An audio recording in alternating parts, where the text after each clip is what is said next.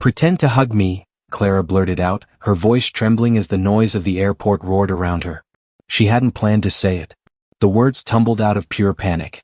Only moments earlier she had spotted Marcus, her former fiancé, striding across the crowded terminal in Lagos, hand in hand with a striking woman whose diamond ring glittered like a tiny sun. Clara's breath caught. The last time she had seen Marcus, he had thrown her love aside the moment his new job filled his pockets. Now, as he walked toward her with that same easy smile, every memory of his cruel words, "You'll only hold me back," clawed at her chest. Marcus Eichmethursch. Surprise flashed across his face. He leaned toward the woman beside him, whispering something that made her laugh lightly. They turned in Clara's direction. Her heart hammered. She could not let him see her standing alone like a discarded dream. Her eyes darted around the terminal. Children chasing balloons, traders carrying cartons, travelers dragging tired feet, until they stopped on a tall man leaning against a pillar. He wore a simple navy blazer, his dark hair brushed neatly back.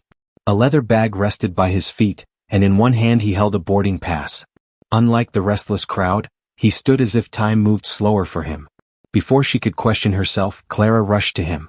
"Please," she whispered, her voice cracking, "pretend to hug me." The man blinked, startled. "Clara?" Marcus's voice rang out behind her. The stranger's eyes narrowed slightly, reading the urgency in hers. Without a word, he set down his bag and wrapped his arms around her shoulders. Warmth flooded through Clara, surprising her. His embrace was steady, like a wall against the storm of humiliation threatening to swallow her. Marcus stopped a few steps away. His new fiancée clung to his arm. "Well," Marcus said, his smile faltering, "this is unexpected." The stranger tightened his hold ever so slightly, his voice deep and calm. "Is there a reason you're troubling my friend?" "Friend." The word rolled off his tongue like a quiet warning. Marcus's brow furrowed. His fiancée shifted uneasily. Clara kept her gaze fixed on the stranger's chest, afraid that if she met Marcus's eyes she would crumble. For a long heartbeat, no one spoke. The rumble of rolling suitcases and distant announcements filled the air like distant thunder. Marcus cleared his throat. "We're boarding." He forced a quick smile, then turned away. His fiancée gave Clara a brief, puzzled glance before following him toward the gate. The stranger slowly released Clara, his hands warm against her chilled skin. "That seems serious," he said softly. Her cheeks flushed. I'm sorry. I don't usually do that." A faint smile touched his lips. "You looked like you needed a rescue." Before Clara could respond, the loudspeaker above them crackled. "Final boarding call for Flight 712 to London." The stranger reached for his bag and glanced back at her, gray eyes thoughtful. "That's my flight," he said. "But before I go..." He paused, his next words sending a new jolt through Clara's racing heart. "Before I go you should know my name," he said. His voice was calm, but there was a glint of something playful in his eyes. "Ethan Rowe." Clara swallowed hard. I'm Clara. Clara Hale." Ethan's lips curved into a faint smile. "Clara," he repeated as though testing how the name felt. "It suits you." Her cheeks warmed. Around them the terminal bustled, children's laughter, the rattle of trolley wheels, the metallic voice announcing another flight. But for a brief moment, it all seemed distant. "Thank you," she said, her voice low. "For helping me." "You don't have to thank me." He adjusted the strap of his leather bag. "You looked like someone worth helping." The words caught her off guard. After months of feeling invisible since Marcus had left, those few simple syllables felt almost like a lifeline. The loudspeaker crackled again. "Final boarding call for Flight 712 to London." Ethan glanced toward the gate, then back at Clara. "That's me," he said. He hesitated, then pulled a sleek card from his pocket. "If you ever need a stranger to hug again," he said with a quiet grin, "or just someone to talk to, call this number." Clara stared at the card. The letters on it, Ethan Rowe Group, were printed in clean silver. Beneath it, a single phone number. No title. No explanation. Before she could ask anything, he gave a small nod and joined the last cluster of passengers walking toward the gate. Clara stood there, the card trembling in her hand. She barely noticed the crowd thinning around her. The terminal suddenly felt too large, her chest too tight. When Marcus had broken off their engagement months ago, she thought her heart could never be surprised again.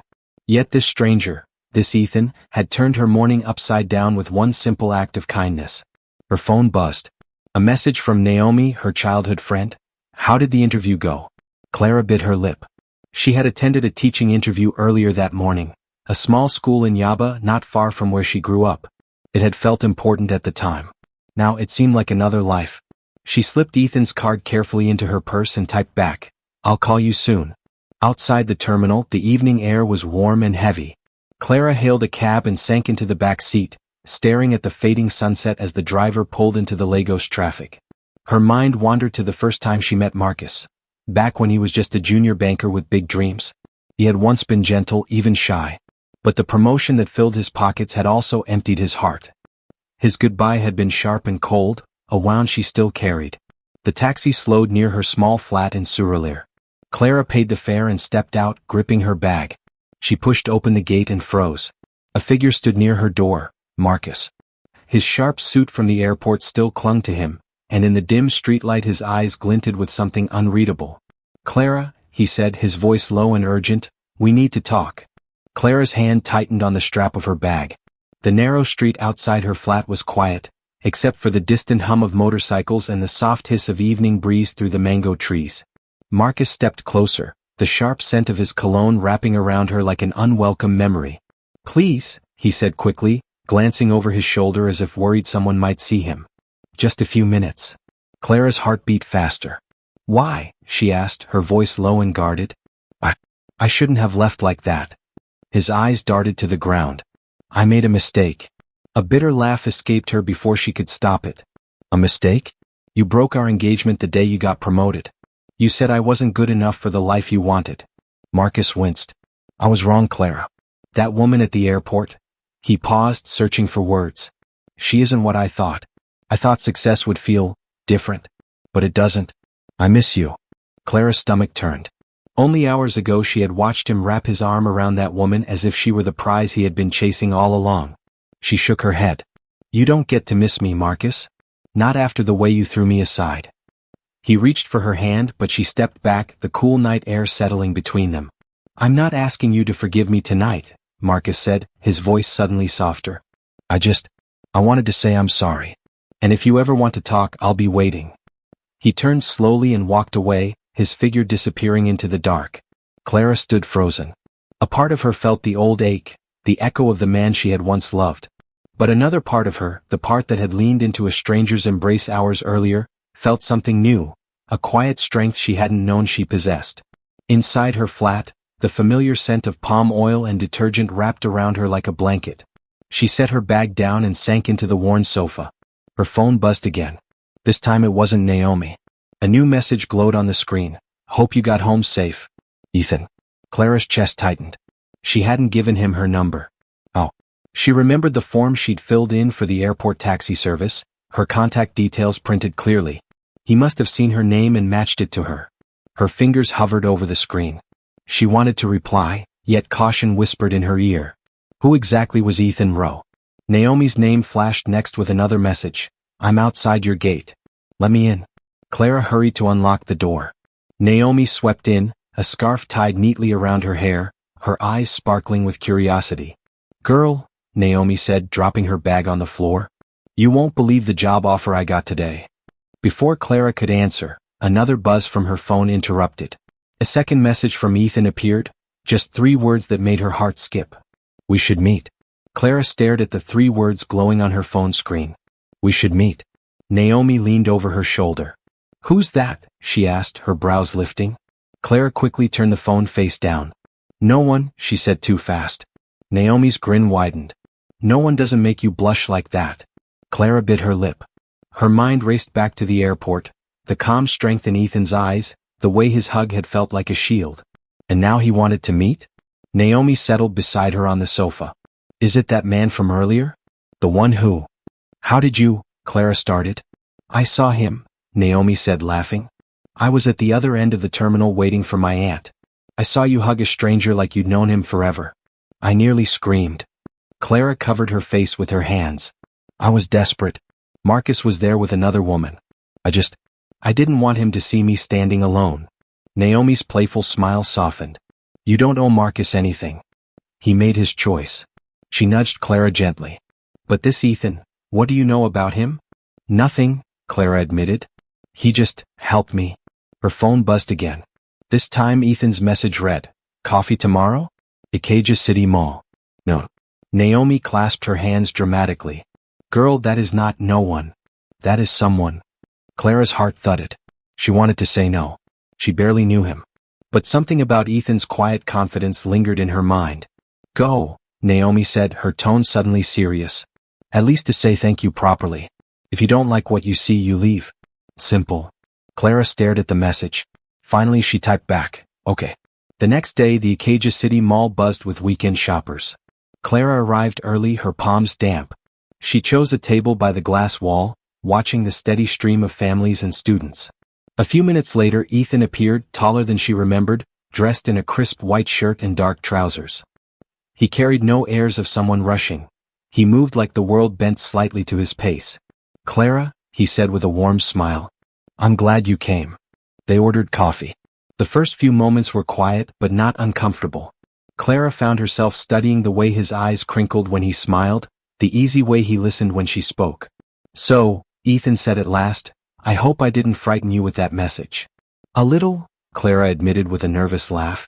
"You don't usually get texts from strangers you hugged once." Ethan chuckled. "Fair. But I didn't want to let a good person disappear without at least sharing a cup of coffee." The simplicity of his words warmed her. They talked about books, Legos, traffic, the small things that made them laugh. Time slipped away unnoticed. Then Ethan's phone buzzed. He glanced at the screen, and for a moment his calm expression faltered. "I'm sorry," he said, rising quickly. Something urgent came up. He hesitated, meeting her eyes. "Clara, there's something I should have told you, but—" He stopped himself, jaw tightening. Before she could ask, he tucked his phone into his pocket and added, "I'll explain soon. Please, trust me."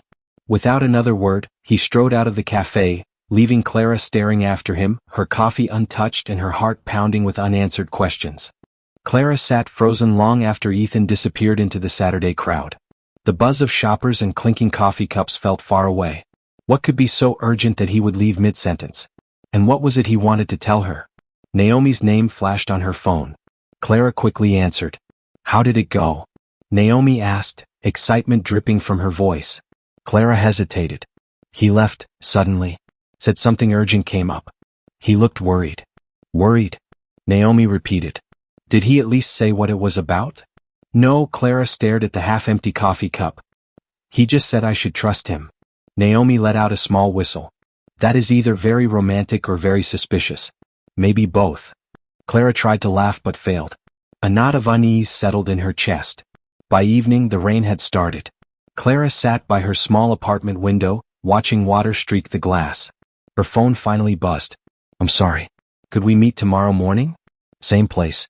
No explanation. Just that. Clara typed back, "Okay."